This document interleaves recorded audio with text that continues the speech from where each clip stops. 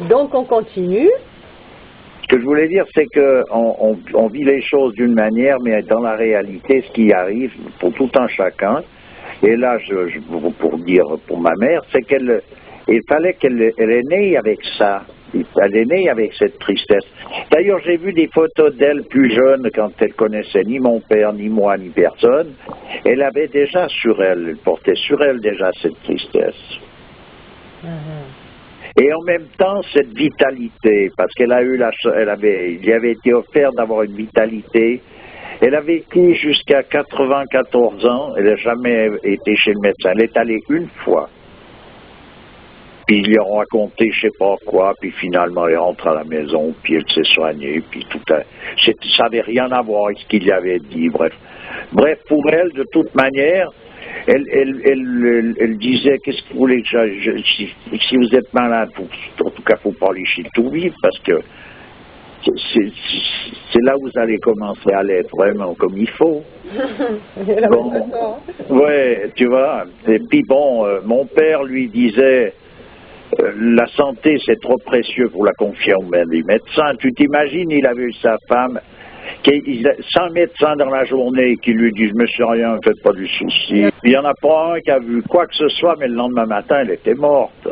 Donc tu vois mon père qui a vécu celle-là, puis qui a pleuré pendant des années à l'égard de, pour des raisons que j'ai expliquées là tout à l'heure. Qu'est-ce que tu veux aller lui chanter que les bienfaits de toute la médecine pour lui, il dit attendez, ça doit pas être par ce bout-là que ça se passe, hein. Et puis évidemment, lui-même d'ailleurs, il a pu toucher à des médecines traditionnelles anciennes où il s'est aperçu qu'il y avait une autre dimension à tout ça et où on arrivait à régler des choses qui vont bien au-delà de tous les problèmes que la médecine moderne peut enrayer. Il a fallu donc qu'il aille la chercher dans une autre médecine. Et puis ma mère, bon, elle était convaincue d'emblée de ça parce qu'elle a toujours été près des plantes. C'est quelqu'un qui était dans la nature, collé à la nature, dans sa totalité. C'était une terrienne, elle aimait la terre, il y avait un endroit où il y a un bout de terre, elle se penchait, elle commençait à gratter cette terre. Il fallait que ça vive là, il fallait que ça marche, il fallait qu'il y ait un jardin, que ça bouge. Elle était comme ça depuis tout le temps, donc elle était là autour de tout ça. Ce qui veut dire qu'elle se soignait avec ses combines, ses histoires, comme elle la voyait, elle étudiait son truc avec un bouquin, elle regardait ici, elle regardait là. Elle y allait, mais elle a vécu jusqu'à 94 ans avec une pêche pas possible. Et puis elle vous a supplié surtout de jamais la laisser finir sa vie à l'hôpital. Voilà, elle nous disait tout le temps, en tout cas je me recommande, hein, si tout d'un coup ça va pas du tout, vous allez pas m'emmener à l'hôpital ou dans un truc comme ça. Hein. Ça hantise surtout pas une chose pareille. Par contre, il faut le vivre dans l'autre sens, parce que moi, elle me l'a dit, et puis à ma fille, elle nous a dit ça, et nous, on a vécu sa mort sans la mettre à l'hôpital. Mais c'est pas si facile à vivre que ça. Tu veux dire la lente dégradation? Non, c'est pas la lente dégradation, parce qu'elle n'a pas été très lente. Ma mère, elle est morte, elle a mis un mois pour mourir. Donc c'est lent d'une certaine manière, mais elle a mis un mois au moment où elle a commencé à paniquer là d'un coup parce que ça allait pas. Non, parce qu'autrement elle était tranquille, calmos, elle ne le disait pas. Ça n'a pas dégradé comme elle est restée d'aplomb jusqu'au max. Après elle était dans un état de tristesse profonde, mais ça allait, elle était toujours présente là, elle s'occupait, il y avait des chats, elle avait ses chats autour d'elle, elle faisait marcher son petit truc comme ce qu'elle pouvait. Mais tout d'un coup, il y a eu d'un coup un palier où là, ça sentait le gaz. Et elle avait 94 ans. Et là, à un moment donné, elle nous demandait de l'amener à l'hôpital. Ah, elle souffrait trop. Voilà, mais elle nous avait dit que même si elle demandait pour y aller, qu'il ne fallait pas l'amener. Ah oui, donc le dilemme. Alors je vais te dire un truc, il faut se le vivre celui-là. Ah ouais, d'accord. Ouais. Ah ouais. C'est pas évident ça. Ouais. C'est pas évident comme histoire. Quelle voix entendre? C'est ça. Celle de quelques années auparavant ou la dernière qui te supplie de l'emmener? T'es pris entre deux positions là, et tu en choisis une, hein, c'est vrai ça. Mais pourquoi tu choisis celle-là qui consiste à ne pas l'amener à l'hôpital, alors que, à quelque part, c'est vrai, tu vois, faut arriver à être sûr, à être d'accord avec sa conscience le jour où elle meurt. Tu veux dire, t'aimerais te déculpabiliser? Mais non, c'est pas déculpabiliser, mais puis le problème qui se passe, c'est que il y a quand même un moment donné où tu te dis très très rapidement ou très lentement que le jour où elle meurt, où en sera ta conscience? Oui, d'accord. Donc il faut que les choses soient en rapport avec quelque chose qui va. Autrement, à ce niveau-là, autrement, si ça va parce que tu t'es déchargé du truc et puis tu paniques à bord ou je sais pas quoi, ça ne veut pas faire non plus. Tu sais plus, il y a un moment donné d'ailleurs où tu sais plus rien. Tu n'es simplement que en train de prier, c'est tout. Ouais, c'est clair. Bon, si on venait à quelque chose d'un peu plus gai. Ah ben écoute, c'est pas plus... Je veux faire de l'évitement. Non, mais c'est pas plus triste ainsi, ça fait partie de la vie, tout ça. Oui, non, mais je sais, mais à un moment donné, tu vis les choses. Tu vis ça. La vie, ça se vit comme un grand amour. Tu vis la totalité des choses, tu vis pas rien qu'une partie. C'est pour le meilleur et pour le pire, tu veux dire. Ben, écoute, il y a un moment donné, c'est comme ça que c'est. Tu passes par tous les trucs, mais tu les passes. C'est là où tu vois la dimension que tu as, c'est qu'il y a des endroits où tu les passes mal, hein, je veux te dire. Bah, oui. Donc il faudrait rester absolument d'aplomb, t'es là comme un con. Ouais. Voilà, c'est tout. Ouais. C'est sûr qu'il y a des moments ardents. Ah, mais attends, tu dis, mais c'est pas vrai, c'est pas possible. Et alors, pour en revenir à ton père et ta mère, ils ont trouvé quand même un peu de bonheur ensemble, malgré...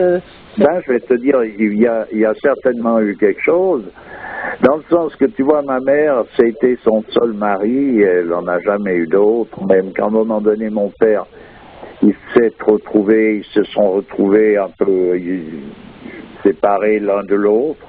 Lui était en Suisse, elle était ici, elle vivait, elle s'occupait de ma fille, elle était ici en France. Bref, c'était un peu un téléphone tous les 3 mois, ou je sais plus quoi, au bout d'un moment, mais elle est restée fidèle au poste jusqu'à la mort.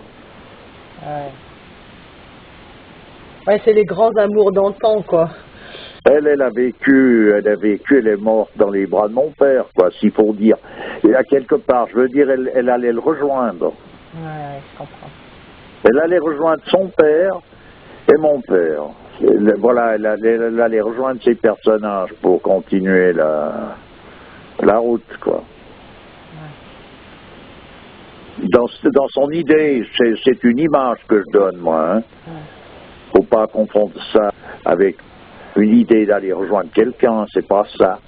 Elle était dans cet esprit, dans l'esprit de ces gens qui avaient une vue de la vie, de l'existence qui était beaucoup plus proche du principe même des choses, qui veut dire que c'était ça qu'elle voulait rejoindre.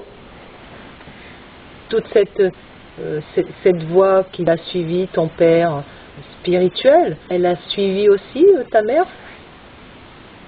Péniblement. Elle n'était pas d'accord avec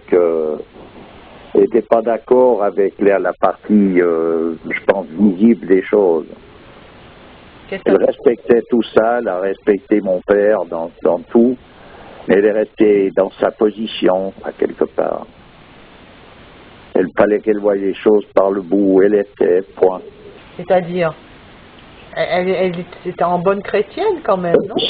Oui, c'était quelqu'un de très croyant, très, très croyant. mais tu ne pouvais pas lui faire épouser certaines formes où elle n'arrivait pas elle avait du mal à saisir un certain aspect des choses à un moment donné qui fait qu'elle ne pouvait pas suivre mon père dans sa totalité sur le plan pratique des choses, quoi. De vivre la même chose ensemble.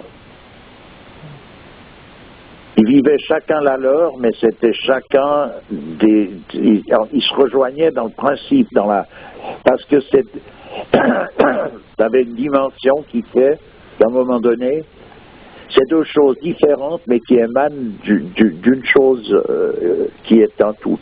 Il y a une très belle image pour expliquer un petit peu où doivent se rencontrer l'homme et la femme, parce que l'homme et la femme regardent dans des directions différentes, mais ils peuvent se rejoindre qu'au centre, comme une pièce de monnaie, tu vois. Oui, comme une pièce de monnaie où il y a deux faces, voilà. Et qui ne se rejoignent que par le centre, et ils ne se verront jamais de face. Voilà. Donc, d'une certaine manière, les choses étaient... Le tour était joué quand même. Il était joué, mais c'est d'une façon de parler, parce que, je veux dire, quand tu le vis sur le moment, tu es en train de le jouer, c'est autre chose. Moi, j'ai le souvenir de ce que tu dis, et en même temps que moi, j'ai participé au jeu. J'ai vécu avec mes parents. Ouais. Donc, j'ai participé à tout ça. Tu veux dire qu'il y a eu des frictions et que c'était pas si simple que ça? J'ai vu, je voyais mon père dans un étage, je voyais ma mère, je voyais ce qui me montrait, parce qu'ils attendent, c'est pas des personnages qui se répandent et qui commençaient à me pleurer dans le gilet. Hein. C'est pas la même génération que nous. Non, mais c'est même pas d'ailleurs, je pense, une question de génération, c'est qu'à un moment donné, ils vivaient les choses comme ça. Donc, mon père, il était, tu vois, il n'y a pas un truc qui dépassait. Tu sais pas, tu sais rien, de toute façon. Tu sais rien, tu sais rien. Ce qu'il pense, ce qui... C'est nada total, d'une certaine manière. Tu vois, j'entends, il va pas étaler une tartine, ça n'existe pas. Ouais. Bon, ça, tout d'un coup, un mot qui passe, mais qui est quelque chose qui a une autre teneur, tu vois. Ma mère, à un moment donné, elle le harcelait, mon père. Elle l'a harcelé pendant un moment, je me souviens. Pour obtenir quoi? Mais je sais pas, moi, parce que j'avais appris à ne pas me mêler de ce qui me regarde pas. Donc, je ne me suis pas occupé de savoir pourquoi. Simplement, elle le harcelait. Alors, bon, elle le harcelait. Et puis, moi, je voyais mon père, il se tenait la tête, il n'en pouvait plus. Exaspéré. Ah, mais il n'en pouvait plus. Il n'en pouvait plus. Bon, bref. Puis, à un moment donné, ça a duré, ça. Ça a duré, à un moment donné, on s'est quitté. Moi, je suis parti voyager un peu par l'Europe. J'étais tout jeune, mais je me suis parti un moment. Et je les ai revus, je suis rentré, je les revois, puis ça n'avait pas encore changé, c'était toujours comme ça. Puis que je vois mon père, puis je les salue, je vais vers eux, et ma mère, elle est dans une profonde... Tu vois qu'elle ne va pas du tout, elle est en enfer, ma mère. Tu la vois, elle est en enfer. Ouais.